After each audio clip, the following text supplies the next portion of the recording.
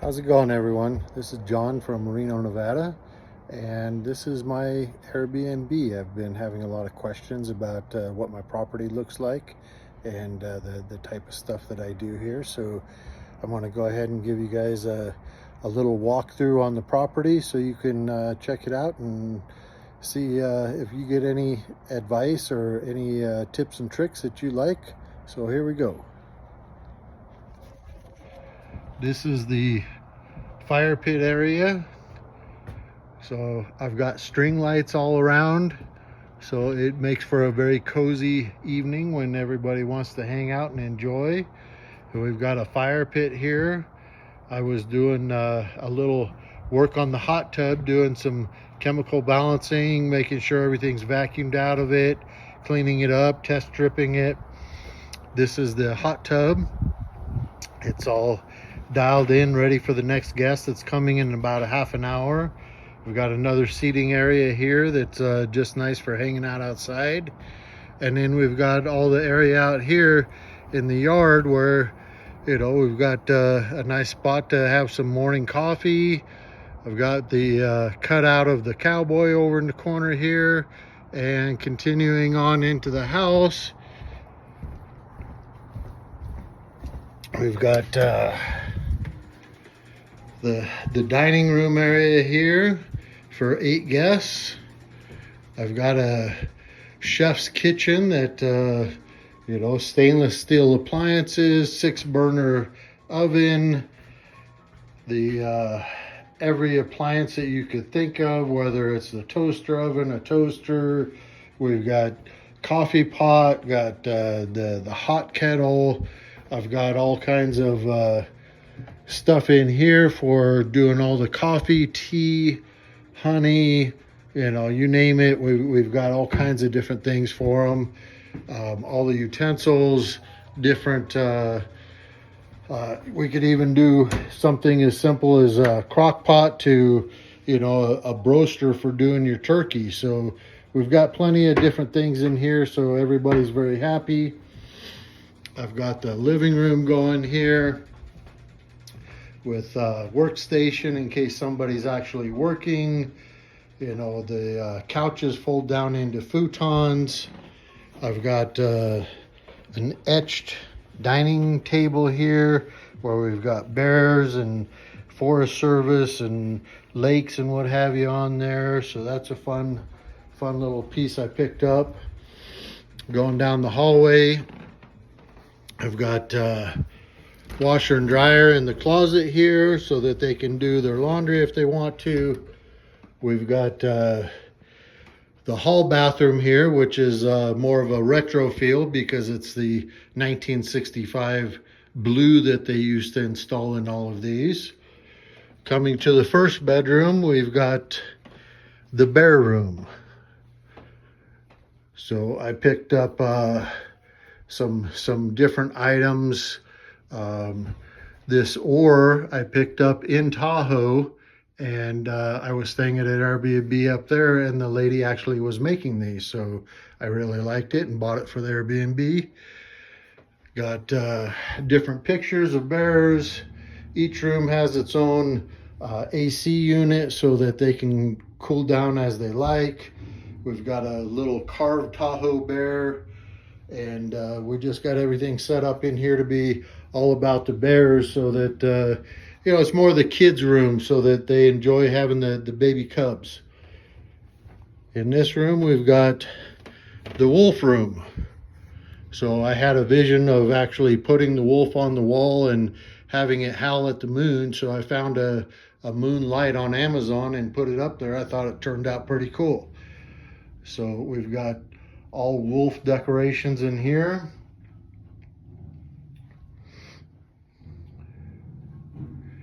And going into the master bedroom, we've got the eagle in here. This is the eagle room. So I really like the idea of having the eagle catching the fish out of the lake. We've got lots of different eagle decorations in here, again with the air conditioning for each room. And the master bathroom again is the more of a retro feel with the pink because that was what was popular in 1965. So, you know, we've done a lot of upgrades, but left the tub and the tile. This piece here for the yoke, I actually made that myself about 20 years ago and gave it to my parents, and they no longer needed it in their house. They've changed houses since then and changed what they like, so they gave it back to me so I could put it in the Airbnb.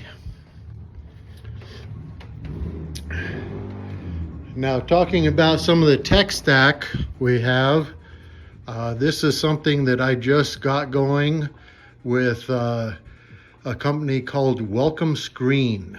Dylan is the guy that you would want to talk to, and I'll put the link down in the description. But this is something that I think it really adds a little bit to the professionalism. It's a nice first impression for the guests to walk into, to have their name and be able to see, you know, what their start and end times are, the time, the temperature. It's got QR codes there for doing the welcome book and the direct booking site. Up here in the corner, you'll see the box on the wall. That is for StayFi, which every person that logs into the network here, so that they have the Wi-Fi, inputs their email address. So now I can do direct marketing to every guest instead of just the booking guest. You know, a nice view out the windows here. We've got the Mount Rose up there. Up on top up here is where Lake Tahoe is. It's about 30-45 minutes away depending on where you're going. And looking, oh, you can't really see it from this window, but that's downtown Reno over this direction over here. So that's the Airbnb. I thought everybody would like to see what's going on here, and we're doing pretty good. I've been up and running for about a year now, and with that, looking at the numbers on it, I did $63,500 in reservations last year. Now, you know, everybody freaks out thinking that's some great number. It took me $50,000 in expenses to run this place. So really, it's only about a little over $1,000 cash flow per month. So, you know, it's nothing fantastic, but it is pretty decent money, and certainly a lot more than I'd be getting if I was long-term renting it. The longer play with this property is downstairs. The gentleman had installed a second unit down there, but it was not permitted, and he did a terrible job, so I ripped it all out. I'm currently working with the city, and the city needs to change their zoning so that ADUs are allowed. And I've been doing a proponent for that to try to get that proposal through.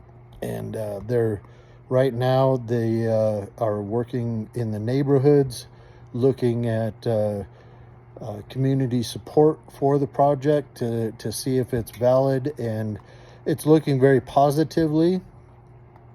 One thing that I have seen that's come up lately is they want to use a minimum property of 9,000 square feet, which that doesn't really work for most properties, because this property here is only 6,300 square feet, and this is a pretty decent sized property. So the most properties in Reno that are just in neighborhoods are not going to qualify. So I understand their desire to have a larger property if it's a detached ADU, because that's an entirely separate structure. You probably want to have some kind of access, you know, maybe an alley access, something like that. And even if you didn't have that, you know, you would need a bigger property just so you're not on top of each other. But in this case, the exterior of the property does not change whatsoever. It is the exact same footprint that the property currently sits on. I'm just changing some of the interior components because there's already a bathroom downstairs. All I really need to do is add a few walls to make a bedroom, and I had to move the bedroom to the front so that it would have 2 forms of egress.